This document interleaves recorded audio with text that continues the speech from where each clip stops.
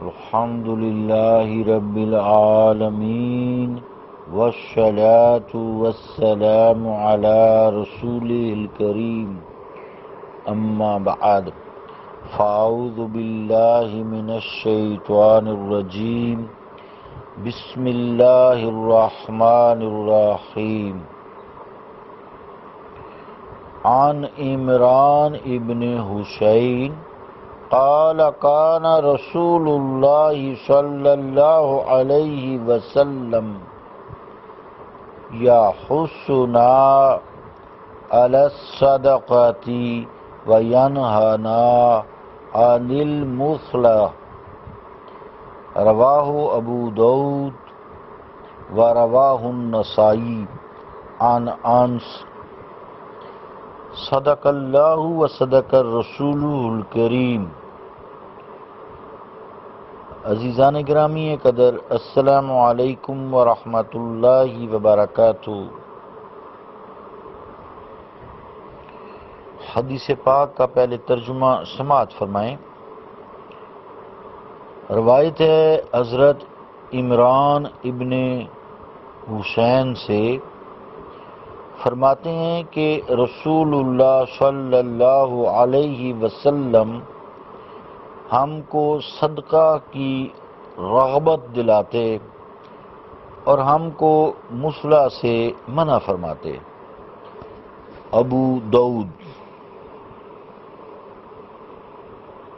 نسائی عن انس۔ عزیزان گرامی قدر، مصلح کا مطلب ہوتا ہے میم سا لام ہا یا میم سے لام ہے۔ اس کے لغوی معنی یہ ہوتے ہیں سخت سزا۔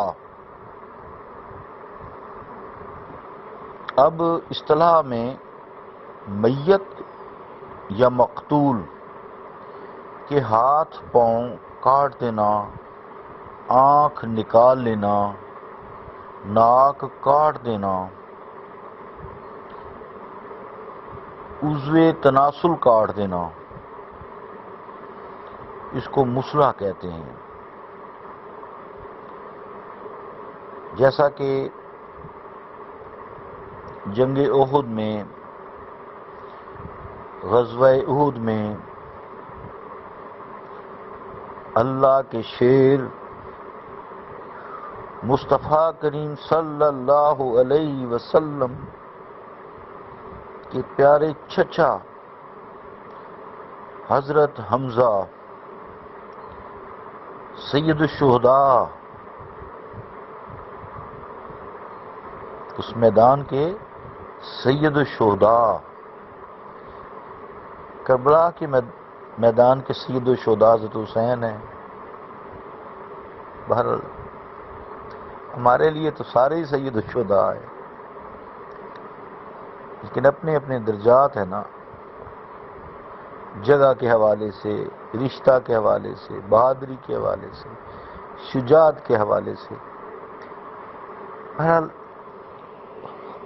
آپ کے چچا بہت پیارے چچا تھے، حضرت حمزہ رضی اللہ تعالی عنہ۔ ہندہ نے جب آپ کی شہادت ہوئی تو لاش کی بے حرمتی کی اور ناک کان اعضاء کاٹ کے اس کا ہار بنایا، گلے میں پہنا اور پھر ڈانس کیا، پھر آپ کا پیٹ چاک کیا، پیٹ چاک کر کے کلیجہ چبایا۔ روایات میں آتا ہے وہ کھانا چاہتی تھی لیکن کھا نہ سکی۔ وہ مشہور ہے نا بات کرتے، میں تیرا کلیجہ چبا جاؤں گی، شاید اسی سے یہ مشہور ہے۔ بہرحال مصلح کو سمجھیں کہ جب کوئی شخص فوت ہو جائے یا قتل کر دیا جائے، اس کے اعضاء کو کاٹ دینا مصلح کہلاتا ہے۔ اب قصاصاً، یعنی اگر کسی نے لاش کی بے حرمتی کی ہو تو اس کا مصلح درست ہے، جسے آنکھ کے بدلے آنکھ ہے، قرآن نے بھی فرمایا دانت کے بدلے دانت ہے،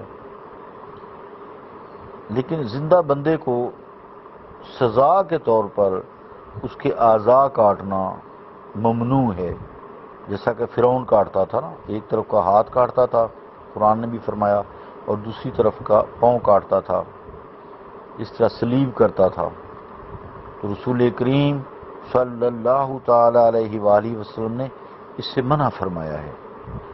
عزیزان گرامی قدر، جو اس سے پہلے حدیث پاک گزری ہے کہ جن کو اونٹنیوں کا دودھ اور پیشاب پینے کا کہا گیا، جب وہ ٹھیک ہو گئے تو مرتد بھی ہو گئے، اونٹنیاں بھی لے گئے اور چرواہوں کو قتل کر دیا، پھر ان کو اسی طرح قتل کیا گیا، دھوپ میں کھلے میدان میں ڈال دیا گیا، ان کے اعضاء کاٹے گئے، ایک طرف سے ہاتھ ایک طرف سے ٹانگ یعنی بازو ٹانگ، پھر ان کی آنکھوں میں گرم سلائیاں پھیری گئیں، کیونکہ انہوں نے بھی چرواہوں کے ساتھ یہی سلوک کیا تھا۔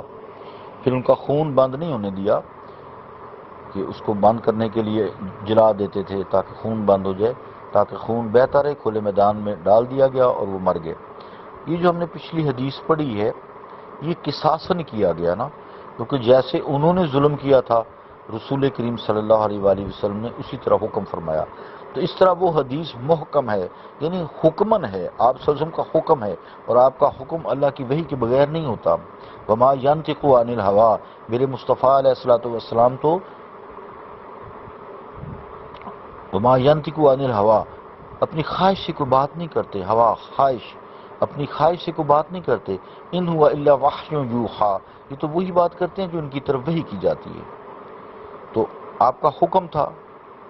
دوسری صورت میں یہ کہ اس وقت تک ابھی یہ شریعت نافذ نہیں ہوئی تھی کہ مصلح منع ہے، کرتے تھے لوگ، تو آپ کا حکم جو ہے سر آنکھوں پر وہی اصل ہے کہ آپ کا حکم تھا کہ ان کے ساتھ یہ سلوک کیا جائے، تاکہ صحابہ کرام نے پھر ایسے ہی کیا، حضرت علی کرم اللہ وجہ میں شامل تھے۔ اور اگر یہ پچھلی حدیث میں سزا تھا تو پھر اس حدیث سے منسوخ ہے، یعنی اس وقت تک یہ حدیث ابھی آئی نہیں تھی۔ اللہ رب العالمین، اور یہ جو مسئلہ ہے یہ کافروں کا بھی ہم نہیں کر سکتے۔ دین اسلام امن کا دین ہے، دین اسلام امن کا دین ہے، یہ نہیں ہے کہ مسلمانوں کا نہیں کر سکتے تو کافروں کا کر دو، نہیں، ہمیں منع ہے کہ میت ہے، میت کا اعضاء نہیں کاٹنے، مسئلہ کرنا منع ہے۔ اللہ رب العالمین ہمیں دین کی سمجھ عطا فرمائے اور عمل کی بھی ساتھ توفیق عطا فرمائے۔ اللہم صلی علی محمد وعلی آل محمد وبارک وسلم۔ ربنا آتنا فی الدنیا حسنۃ وفی الآخرۃ حسنۃ وقنا عذاب النار وادخلنا الجنۃ مع الابرار یا عزیز یا غفار یا رب العالمین۔